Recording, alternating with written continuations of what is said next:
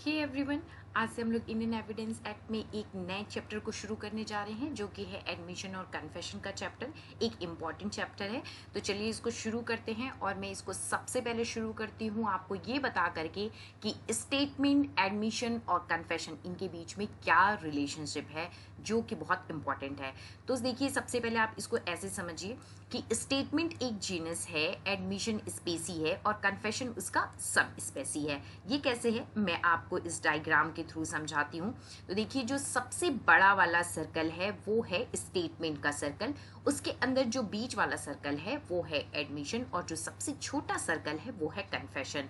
मतलब इतने बड़े स्टेटमेंट में से कुछ एडमिशन होता है और उसमें से भी कुछ कन्फेशन होता है। वो कैसे होता है उसको तो हम आगे डिस्कस करेंगे, लेकिन इस सर्कल से आपकी पहले दो चीजें क्लियर होने वाली हैं।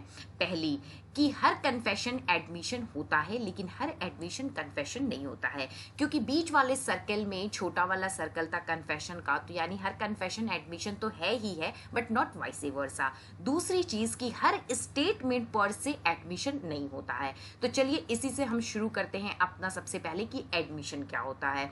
तो देखिए, इंडियन एविडेंस एक्ट में सेक्शन 17 जो है वो एडमिशन को डिफाइन करता है, लेकिन वो अपने आप में सफिशिएंट डेफिनेशन नहीं है। एडमिशन का एक एग्जॉस्टिव डेफिनेशन नहीं देता है सेक्शन 17।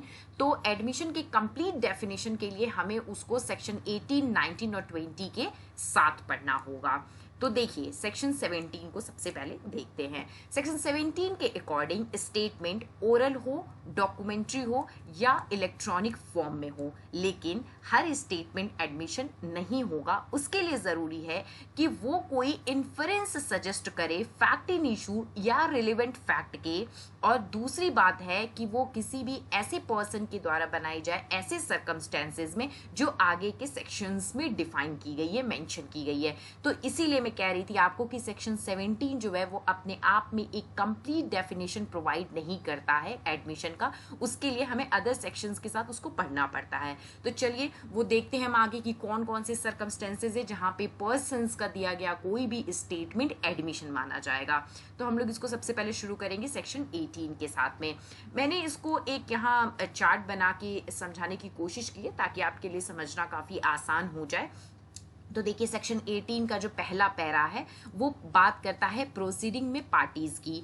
तो पार्टी के द्वारा दिया गया प्रोसीडिंग में कोई भी स्टेटमेंट, अब यहाँ पे सिर्फ इसको ऐसे नहीं पढ़ेंगे, अब इसको आप सेक्शन 17 के साथ में ऐड करिए, क्योंकि वो ऐसा कोई भी स्टेटमेंट बनाए जो कोई इन्फ्रेंस सजेस्ट करता है किसी फैक्ट इन इशू या रिलेवेंट फैक्ट के रिगार्डिंग, तो वो क्या होगा, वो एडमिशन होगा।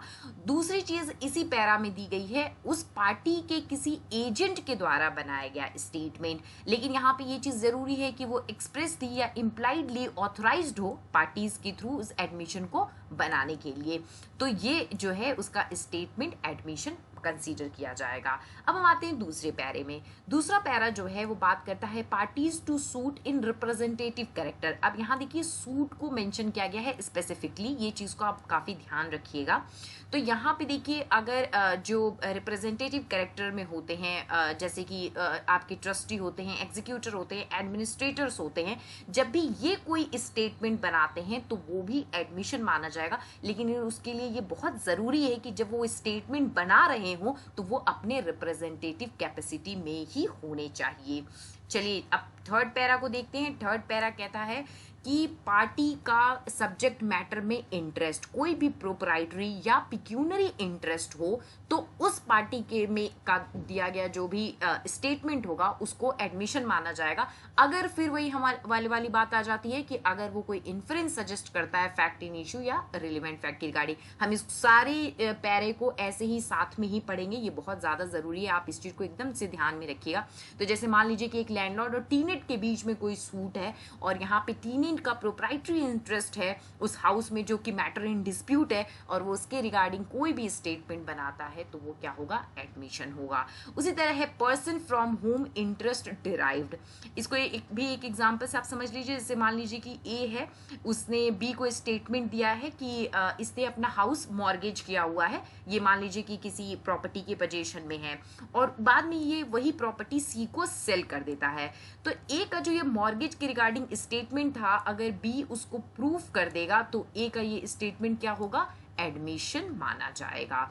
तो ये होता है पूरा का पूरा सेक्शन 18। अब आते हैं सेक्शन 19 पे। तो देखिए जनरली थर्ड पर्सन जो स्ट्रेंजर्स होते हैं उनके द्वारा दिए गए स्टेटमेंट को एडमिशन कंसीडर नहीं किया जाता है, लेकिन सेक्शन 19 में एक सर्कमस्टेंसेस दिया गया है जहां पे स्ट्रेंजर का स्टेटमेंट भी एडमिशन माना जा सकता है। जैसे कि है पर्सन जिसकी पोजीशन और लाइबिलिटी प्रूव हो जाए पार्टी के अगेंस्ट, तो उसका स्टेटमेंट भी एडमिशन होगा, लेकिन उसके लिए जरूरी है कि जब वो स्टेटमेंट दो तो उसका पोजीशन और लाइबिलिटी क्लियर होना चाहिए, प्रूव होना चाहिए। ए और बी के बीच में मान लीजिए कोई सूट है और सी की कोई लाइबिलिटी है ए के लिए या बी के लिए, किसी के लिए भी है, मान लीजिए बी के लिए है उसकी कोई लाइबिलिटी, तो सी अगर कोई स्टेटमेंट देता है तो वो क्या होगा, एडमिशन माना जाएगा। तो ये होता है हमारा पूरा का पूरा सेक्शन 19। अब हम बात करते हैं सेक्शन 20 की। तो सेक्शन 20 देखिए ऐसे है कि कोई भी जो सूट में पार्टीज होती हैं, अगर वो कोई भी इंफॉर्मेशन किसी थर्ड पर्सन को देती हैं उस मैटर इन डिस्प्यूट के रिगार्डिंग, तो वो इंफॉर्मेशन अगर थर्ड पर्सन ने आके उस स्टेटमेंट को दे दिया तो उसको फिर क्या माना जाएगा, एडमिशन माना जाएगा। और वो एडमिशन उसी पार्टी के अगेंस्ट यूज होगा जिस पार्टी ने वो इंफॉर्मेशन उसको रेफर की थी। ये चीज का यहाँ पे काफी ध्यान रखिएगा सेक्शन 20 में। तो देखिए सेक्शन 18, 19, 20 जिनको हमने 17 के साथ में पढ़ा, तो इससे आपकी देखिए कुछ चीजें और क्लियर होने वाली हैं। पहली चीज है कि पार्टीज जो होती हैं सूट या प्रोसीडिंग में, उनके स्टेटमेंट तो एडमिशन होते ही होते हैं। साथ में जो पार्टीज नहीं होती हैं जिनको हम स्ट्रेंजर कहते हैं या थर्ड पार्टी कह रहे हैं, उनका स्टेटमेंट भी एडमिशन हो सकता है अगर वो उन सर्कमस्टेंसेस में बनाई जाए जो ऊपर हमने अभी डिस्कस किया है। दूसरी चीज, जब भी किसी पर्सन का स्टेटमेंट एडमिशन माना जाएगा तो उसके स्टेटमेंट को हम कंप्लीटली रीड करेंगे, ना कि पार्ट्स में करेंगे, नहीं तो वो वैलिड एडमिशन नहीं होगा। तीसरी चीज है कि जो भी पार्टी एडमिशन बनाती है वो उसके अगेंस्ट ही एडमिट किया जाता है। तो आप देखिए सेक्शन 17 से लेके 20 तक जब हमने कंप्लीट पढ़ा तब जाके एडमिशन का डिफिनेशन जो है वो कंप्लीट हुआ। और सेक्शन 21 से लेके 23 तक जो है वो एडमिशन की रिलेवेंसी या इररिलेवेंसी को डिस्कस किया गया है, जिसको हम लोग नेक्स्ट वीडियो में देखेंगे। तो चैनल को सब्सक्राइब करना ना भूलें। Thank you.